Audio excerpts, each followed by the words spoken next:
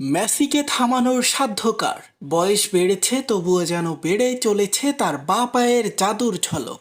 সম্প্রতি major league সকারে MLS দুর্দান্ত ফর্মে রয়েছে ইন্টার মায়ামি। সর্বশেষ ম্যাচে শক্তিশালী প্রতিপক্ষ কলম্বাসকে 5-1 গোলের বড় ব্যবধানে উড়িয়ে দিয়েছে দলটি। রোববার 1 জুন নিজেদের মাঠে চেজ স্টেডিয়ামে এই জয় তুলে নেয় স্বাগতিকরা। ম্যাচে জোড়া গোল ও 2টি অ্যাসিস্ট করে আলো ছড়িয়ে দিয়েছেন আর্জেন্টাইন মহাতারকা লিওনেল মেসি। এই ম্যাচেই নতুন একটি রেকর্ড গড়েছেন লিও। ইন্টার মায়ামির ইতিহাসে এখন পর্যন্ত সর্বোচ্চ গোলদাতার রেকর্ড লিওনেল মেসি। তবে মায়ামির এই ম্যাচ শেষে ভক্তদের উচ্ছ্বাসের পাশাপাশি সামনে বড় চ্যালেঞ্জের অপেক্ষা করছে ইন্টার মায়ামি। আগামী 15 জুন তারা মুখোমুখি হবে মিশরের জায়ান্ট ক্লাব আল আহলির সাথে ফিফা ক্লাব বিশ্বকাপে নিজেদের প্রথম ম্যাচে। এর আগে অবশ্যই জাতীয় দলের ডাকে সাড়া দিতে আর্জেন্টিনার ক্যাম্পে যোগ দিবেন লিওনেল মেসি। দক্ষিণ আমেরিকা অঞ্চলের বিশ্বকাপ বাছাই পর্বে